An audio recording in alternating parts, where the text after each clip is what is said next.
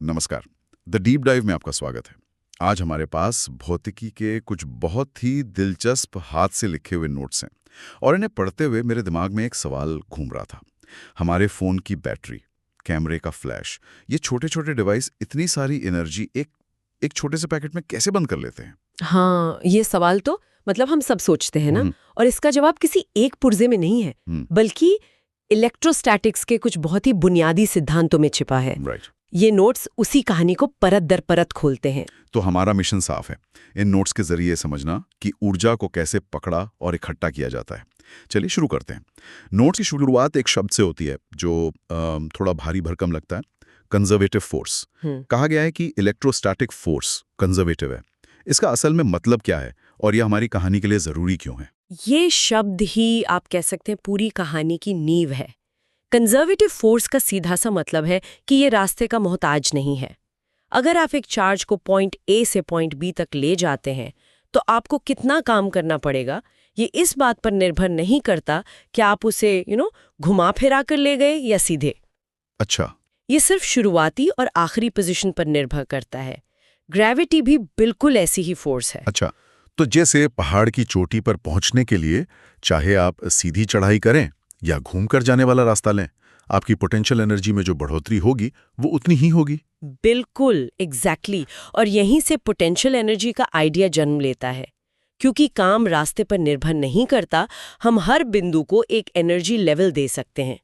जब हम एक पॉजिटिव चार्ज को दूसरे पॉजिटिव चार्ज के पास धकेलते हैं तो हम उनके रिपल्जन के खिलाफ काम करते हैं। हाँ। हमारा किया हुआ ये काम कहीं खो नहीं जाता, बल्कि उस सिस्टम में इलेक्ट्रिक पोटेंशियल एनर्जी के रूप में जमा हो जाता है। हाँ, जमा हो जाता है।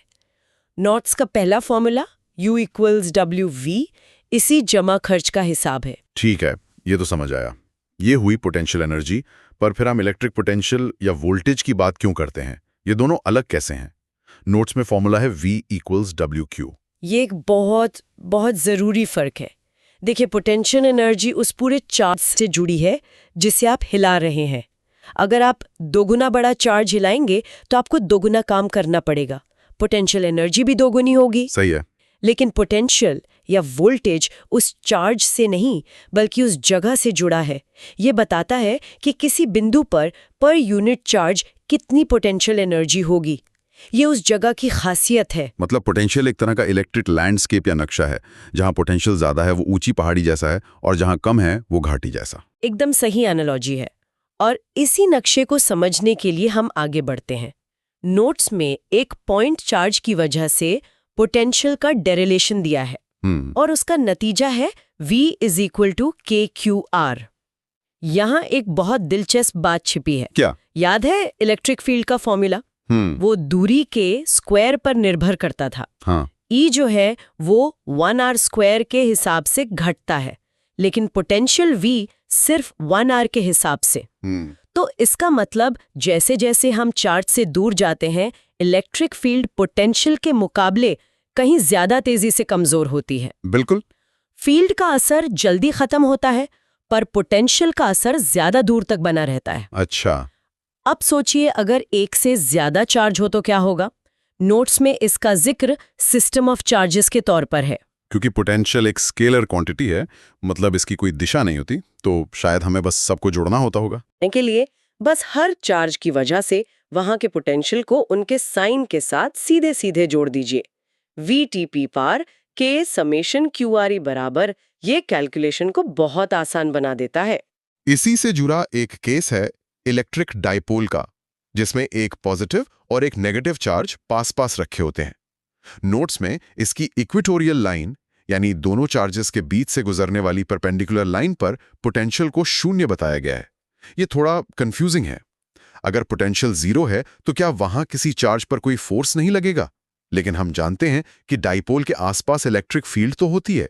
ये दोनों बातें एक साथ सच कैसे हो सकती हैं? ये एक शानदार सवाल है और यहीं पर पोटेंशियल और फील्ड का फर्क एकदम साफ होता है। इक्वेटोरियल लाइन पर कोई भी बिंदु पॉजिटिव और नेगेटिव चार्ज से बराबर दूरी पर होता है। हाँ, ठीक है। तो पॉजिटिव चार्ज का पोटेंशियल प्लस KQR और नेगेटिव चार्ज का पोटेंशियल माइनस KQR एक दूसरे को पूरी तरह कैंसिल कर देते हैं। ओके, तो नेट पोटेंशियल 0 हो गया। हाँ, लेकिन फील्ड एक वेक्टर है। उस बिंदु पर पॉजिटिव चार्ज की वजह से फील्ड बाहर की तरफ होगी और नेगेटिव चार्ज की वजह से अंदर की तरफ। ये दोनों वेक्टर्स कैंसिल नहीं होते बल्कि जुड़कर एक नेट फील्ड बनाते हैं। अच्छा, तो जीरो पोटेंशियल का मतलब जीरो फील्ड हो ये जरूरी नहीं है। ये तो कुछ ऐसा हुआ कि आप समुद्र तल पर यानी सी लेवल खड़े हैं, यानी आपकी ऊंचाई 0 है, लेकिन जमीन समतल नहीं है, उसमें ढलान हो सकती है और वही ढलान फोर्स है। क्या बात है! इससे बेहतर तरीके से इसे नहीं समझाया जा सकता। और आपकी ये ढलान वाली बात हमें सीधे अगले टॉपिक पर ले जाती है। कौन सा? इक्विपोटेंशियल सरफेस और इलेक्ट्रिक फील्ड का रिश्ता। इक्विपोटेंशियल सरफेस मतलब ऐसी सतह जहां पोटेंशियल बराबर हो, जैसे किसी नक्शे पर समान ऊंचाई वाले बिंदुओं को जोड़ने वाली कॉन्टूर लाइन है। बिल्कुल वही। ये एक ऐसी काल्पनिक सतह है जिसके हर बिंदु पर पोटेंशियल की वैल्यू एक ही होती है। और क्योंकि इस सतह पर कोई ढलान नहीं होती, इस पर एक चार्ज को एक जगह से दूसरी जगह ले जाने में कोई काम नहीं करना पड़ता। W = 0। ओके। और यहाँ सबसे जरूरी बात यह है कि इलेक्ट्रिक फील्ड लाइंस हमेशा इन इक्विपोटेंशियल सतहों के परपेंडिकुलर होती हैं। मतलब 90 डिग्री का एंगल बनाती हैं। हाँ। तो इसका मतलब अगर हमें किसी जगह की इक्विपोटेंशियल सतहों का नक्शा पता हो, तो हम हर जगह इलेक्ट्रिक फील्ड की दिशा बता सकते हैं। हाँ, और सिर्फ दिशा ही नहीं, ताकत भी। जहां ये सतहें पास पास होती हैं, वहां ढलान ज्यादा होती है, मतलब फील्ड मजबूत होती है। और जहां ये दूर दूर होती हैं, वहां फील्ड कमजोर होती है। अच्छा। इन दोनों के रिश्ते को नोट्स में एक बहुत ही सुंदर फॉर्मूले से दिखाया गया है।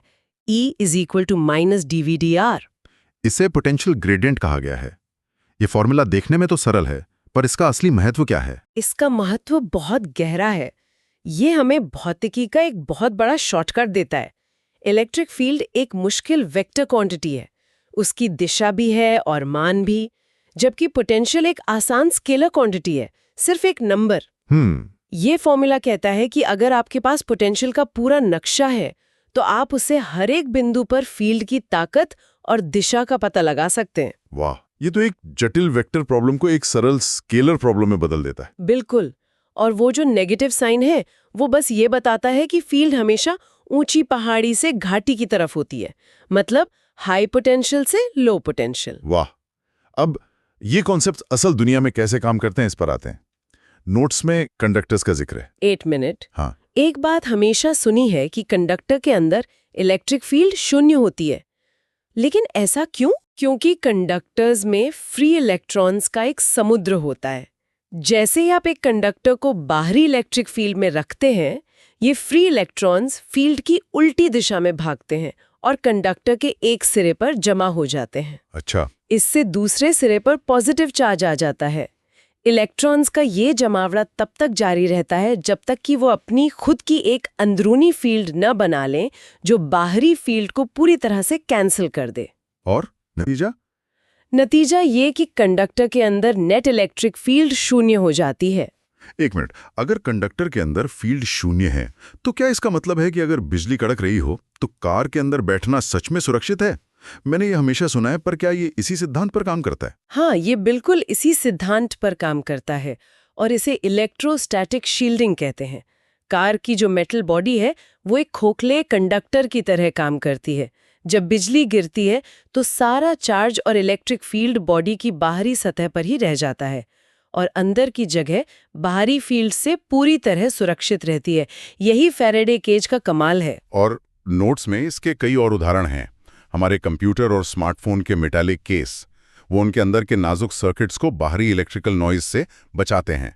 यहाँ तक कि माइक्रोवेव ओवन के दरवाजे पर लगी जाली भी एक फैराडे केज है। हाँ, जो माइक्रोवेव्स को अंदर तो रखती है लेकिन हमें बाहर से देखने देती है। इसी से जुड़ी एक और मजेदार बात है, कोरोना डिस्चार्ज। वो क्या है? नोट्स बताते हैं कि किसी भी कंडक्टर के नुकीले सिरों पर, शार्प कॉर्नर्स पर चार्ज जमा हो जाता है। वहां चार्ज डेंसिटी इतनी ज्यादा हो जाती है कि इलेक्ट्रिक फील्ड बहुत मजबूत हो जाती है। इतनी मजबूत कि वो हवा के मॉलिक्यूल से भी इलेक्ट्रॉन खींच सकती है और चार्ज हवा में लीक होने लगता है। अच्छा। मैंने बचपन में एक बार अंधेरे में ऊनी स्वेटर उतारते हुए नीली चिंगारियां देखी थी। वो असल में एक छोटा सा कोरोना डिस्चार्ज ही था। तो कंडक्टर्स अपने अंदर फील्ड को पूरी तरह खत्म कर देते हैं, लेकिन हर चीज कंडक्टर तो नहीं होती। क्या होता है जब हम किसी इंसुलेटर जैसे कांच या प्लास्टिक को इलेक्ट्रिक फील्ड में रखते हैं? मुझे लगता है नोट्स में इसी को डाइलेक्ट्रिक्स कहा गया है। सही पकड़ा। डाइलेक्ट्रिक्स में कंडक्टर्स की तरह फ्री इलेक्ट्रॉन्स नहीं होते हैं, लेकिन जब उन्हें इलेक्ट्रिक फील्ड में रखा जाता है तो उनके एटम्स या मॉलिक्यूल्स में मौजूद पॉजिटिव और नेगेटिव चार्ज थोड़ा खिंच जाते हैं। मॉलिक्यूल एक छोटे से डाइपोल में बदल जाता है। इस प्रक्रिया को पोलराइजेशन कहते हैं। और नोट्स में दो तरह के डाइलेक्ट्रिक्स का जिक्र है, पोलर और नॉन पोलर। हाँ, पोलर मॉलिक्यूल्स जैसे पानी में तो पहले से ही एक स्थायी डाइपोल मोमेंट होता है, बस वो बिखरे रहते हैं। बाहरी फील्ड उन्हें एक लाइन में लगा देती है। जबकि नॉन पोलर मॉलिक्यूल्स जैसे कार्बन डाइऑक्साइड में शुरू में कोई डाइपोल मोमेंट नहीं होता, लेकिन बाहरी फील्ड उनमें एक डाइपोल मोमेंट पैदा कर देती है। और इस पोलराइजेशन का अंतिम नतीजा क्या होता है? नतीजा ये होता है कि डाइलेक्ट्रिक के अंदर सारे छोटे छोटे मॉलिक्यूलर डाइपोल्स एक लाइन में लग जाते हैं और एक उल्टी दिशा में अपनी खुद की एक इलेक्ट्रिक फील्ड बनाते हैं। ये अंदरूनी फील्ड बाहरी फील्ड को कमजोर कर देती है। अच्छा, कंडक्टर की तरह पूरी तरह खत्म नहीं करती? नहीं, पूरी तरह खत्म नहीं करती, बस कुछ हद तक कम कर देती है। और ये कितनी कम करती है, ये उस पदार्थ के डाइलेक्ट्रिक कांस्टेंट मतलब K से तय होता है। अच्छा, तो अब हम अपनी शुरुआती पहेली के करीब आ रहे हैं। डाइलेक्ट्रिक्स का फील्ड को कम करना, क्या इसका ऊर्जा स्टोर करने से कोई लेना देना है? यहीं से कैपेसिटेंस का आइडिया आता है ना? नोट्स में दिया है C = QV। बिल्कुल। कैपेसिटेंस का मतलब है चार्ज धारण करने की क्षमता। ये किसी कंडक्टर की वो काबिलियत है कि वो दिए गए वोल्टेज पर कितना चार्ज अपने ऊपर स्टोर कर सकता है। इसकी यूनिट फैराड है। और इस सिद्धांत पर काम करने वाले डिवाइस को हम कैपेसिटर कहते हैं। नोट्स में पैरेलल प्लेट कैपेसिटर पर काफी जोर दिया गया है। ये कैसे काम करता है? ये सबसे आसान कैपेसिटर है। 2 पैरेलल मेटल प्लेट्स जिनके बीच थोड़ी सी जगह हो। इसका कैपेसिटेंस प्लेट के एरिया A के साथ बढ़ता है और प्लेटों के बीच की दूरी D के साथ घटता है। फॉर्मूला है C = ε0 AD। ठीक है। लेकिन असली जादू तब होता है जब हम इन प्लेटों के बीच एक डाई इलेक्ट्रिक भर देते हैं। तो डाइलेक्ट्रिक भरने से क्या होता है? जैसा हमने अभी समझा, डाइलेक्ट्रिक प्लेटों के बीच की इलेक्ट्रिक फील्ड को कम कर देता है। हाँ। और क्योंकि पोटेंशियल V फील्ड और दूरी का गुणा होता है, फील्ड कम होने से पोटेंशियल डिफरेंस भी कम हो जाता है। अच्छा, हाँ, V = ED। अब C = QV फॉर्मूले को देखिए। अगर V कम हो गया है तो उसी चार्ज Q के लिए कैपेसिटेंस C बढ़ जाएगा। डाइलेक्ट्रिक भरने से कैपेसिटेंस K गुना बढ़ जाता है। अरे वाह! तो इसका मतलब डाइलेक्ट्रिक के एक तरह का स्पेस सेवर है। वो कैपेसिटर को उसी वोल्टेज पर कहीं ज्यादा चार्ज स्टोर करने की इजाजत देता है। यही राज है हमारे फोन और कैमरा फ्लैश के पीछे। बिल्कुल यही राज है। हम डाइलेक्ट्रिक्स का इस्तेमाल करके बहुत छोटे साइज में बहुत ज्यादा कैपेसिटेंस हासिल कर सकते हैं। नोट्स में कैपेसिटर्स को सीरीज और पैरेलल में जोड़ने के फॉर्मूले भी दिए हैं, जो रेजिस्टर से ठीक उल्टे काम करते हैं। हाँ, मैंने देखा, पैरेलल में जोड़ने पर कैपेसिटेंस बढ़ता है और सीरीज में घटता है। सही है। एक आखिरी और सबसे गहरा सवाल, ये जो एनर्जी कैपेसिटर में स्टोर होती है, ये आखिर होती कहाँ है? मेटल की प्लेटों में या कहीं और? ये इस पूरी चर्चा का सबसे क्रांतिकारी विचार है। वो एनर्जी किसी वस्तु में नहीं, बल्कि प्लेटों के बीच की खाली जगह में इलेक्ट्रिक फील्ड के रूप में स्टोर होती है। फील्ड में? हाँ।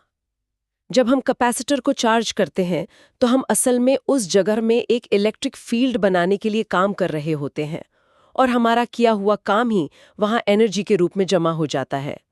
नोट्स में इसके 2 फॉर्मूले हैं, कुल एनर्जी U = ½ CV² और एनर्जी डेंसिटी, यानी प्रति यूनिट वॉल्यूम में एनर्जी U = ½ ε0 E²। तो आज हमने इन नोट्स के जरिए एक कमाल की यात्रा की। हमने कंजर्वेटिव फोर्स जैसे एक बुनियादी विचार से शुरुआत की और ये समझते हुए कैपेसिटर तक पहुंचे जो आज के इलेक्ट्रॉनिक्स की जान है। हमने जाना कि कैसे ऊर्जा को इलेक्ट्रिक फील्ड के रूप में कैद किया जा सकता है। और इसमें सबसे गहरी बात यही है कि एनर्जी को स्टोर होने के लिए किसी पदार्थ की जरूरत नहीं है, वो खुद फील्ड में यानी स्पेस में समा सकती है। ये एक बहुत बड़ा विचार था कि स्पेस खुद ऊर्जा का भंडार हो सकता है। बिल्कुल। और आज की चर्चा हम इसी से जुड़े एक विचार के साथ समाप्त करते हैं। जैसा कि अभी बताया गया, एनर्जी डेंसिटी का फॉर्मूला U = ½ ε0E² है। इसका मतलब है कि जहां भी इलेक्ट्रिक फील्ड है वहां ऊर्जा है। हमारे चारों तरफ अनगिनत रेडियो तरंगे, वाईफाई सिग्नल, मोबाइल नेटवर्क हैं, ये सब इलेक्ट्रिक फील्ड्स ही तो हैं। तो क्या इसका ये मतलब निकाला जा सकता है कि जिसे हम खाली हवा कहते हैं वो असल में ऊर्जा का एक अदृश्य समुद्र है, बस हमें उसे प्रभावी ढंग से निकालने का तरीका भी नहीं मिला है? इसके बारे में सोचिए।